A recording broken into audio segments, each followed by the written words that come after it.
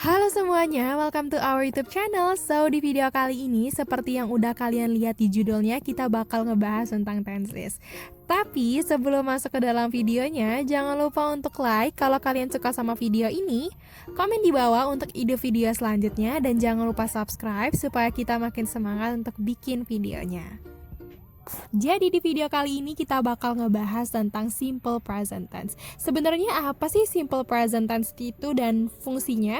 Jadi fungsi dari simple present tense ini adalah untuk menerangkan suatu kejadian yang terjadi saat ini, atau untuk menerangkan suatu fakta atau kebenaran, atau juga untuk menerangkan suatu kejadian yang terus dilakukan secara berulang-ulang alias kebiasaan.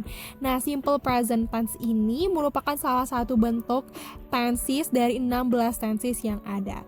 Nah, apa sih rumus dari si simple present tense ini? Nah, rumus dasar dari simple present tense adalah subject plus verb 1 alias kata kerja yang diikuti dengan S atau IS sesuai dengan subjeknya. Nah, bingung tuh. Oke, daripada bingung, sebelum kita masuk, apa sih maksud dari subject plus verb 1 terus S ditambah IS? Nah, aku bakal ngejelasin di ini.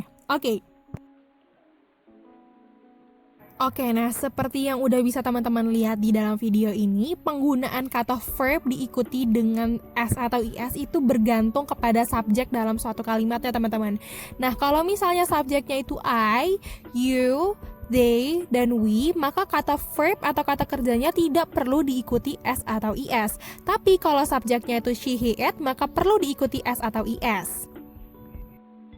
Oke, kita langsung masuk aja ke dalam contoh kalimatnya. Kalau misalnya teman-teman perhatikan di contoh A, I go to school every day by bus. Saya pergi ke sekolah setiap hari dengan menggunakan bus.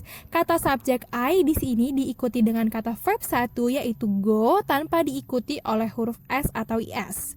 Lain halnya dengan contoh B, she goes to school by walk. Dia pergi sekolah dengan berjalan kaki.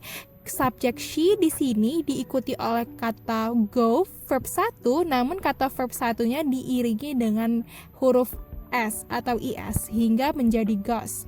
She goes to school by walk. Di contoh berikutnya ada you go to mart by bicycle. Kamu pergi ke pasar dengan sepeda, dan Andy goes to mart by train. Oke, kita langsung masuk ke contoh yang negatif ya teman-teman. Nah, contoh negatif ini ada sedikit perubahan rumus berbeda dengan contoh yang positif, tapi tetap sama kok rumus dasarnya.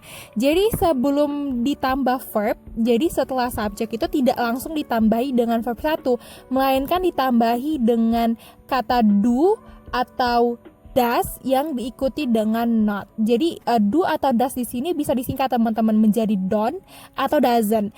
Nah, penggunaan do atau doesn't ini dipertimbangkan atau dipengaruhi oleh subjeknya terlebih dahulu. Kita bisa lihat contoh misalnya di kalimat contoh A, we don't go to school by bus. Kami tidak pergi ke sekolah dengan bis. Nah, bisa lihat teman-teman di sini bahwa kata we atau subjek we diikuti oleh don't dan verb 1 yaitu berupa go. Lain halnya dengan contoh yang B, he doesn't go to school by plane. Dia tidak pergi sekolah dengan kapal. Subjek he di sini diikuti oleh kata does dan not, dan diikuti oleh verb 1. Nah, pasti teman-teman bingung, kok tiba-tiba verb 1 di subjek he ini nggak diikuti oleh kalimat IS atau S? Iya teman-teman, karena verb 1 yang diikuti oleh huruf S atau IS itu hanya berlaku di contoh kalimat positif saja. Kalau untuk kalimat negatif atau kalimat tanya, maka verb 1-nya tetap menjadi verb 1. Seperti itu teman-teman. Semoga teman-teman bisa mengerti ya.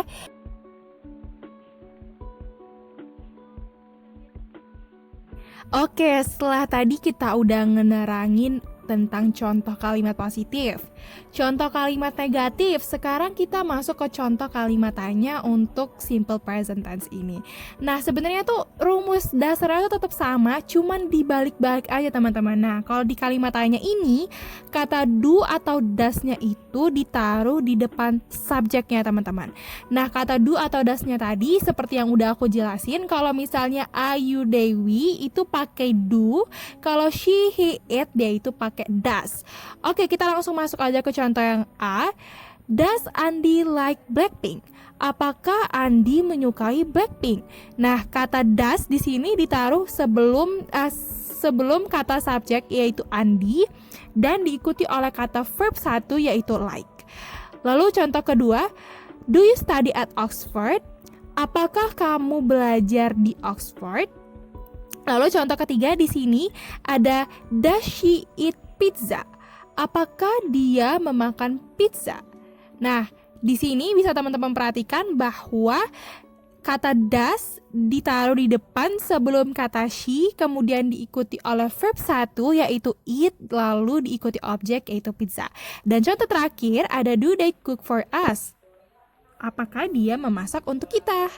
Oke, kita langsung masuk ke materi berikutnya yaitu tentang simple present tense afirmatif. Nah, apa tuh simple present afirmatif? Jadi simple present tense afirmatif ini rumus dasarnya itu adalah subjek diikuti dengan to be. Nah, daripada bingung, mending kita langsung masuk aja ke dalam contohnya. Oke, contoh kalimat yang pertama. Mr. Soekarno is the first president of Indonesia. Bapak Soekarno merupakan presiden pertama dari Indonesia. Nah, di sini dia itu menerangkan suatu fakta, teman-teman. Walaupun Pak Presiden Soekarno itu menjadi presiden di tahun 1945, tapi karena dia merupakan fakta, maka di sini dia menggunakan kalimat simple present tense. Nah, karena ini itu tidak menjelaskan suatu kata kerja, maka dari itu rumus yang digunakan adalah simple present tense afirmatif, teman-teman. Di mana Mr. Soekarno itu menjadi subjek, diikuti dengan to be yaitu is, lalu diikuti oleh predikatnya atau keterangannya kayak the first president of Indonesia. Nah, untuk contoh 2, 3, 4, dan 5, teman-teman silakan bisa pahami sendiri ya. Nah, terima kasih buat kalian yang udah tonton video ini. Semoga kalian suka dan semoga bermanfaat ya ilmunya. Kalau misalnya kalian pingin tanya-tanya, kalian bisa komen di bawah. Thank you for watching.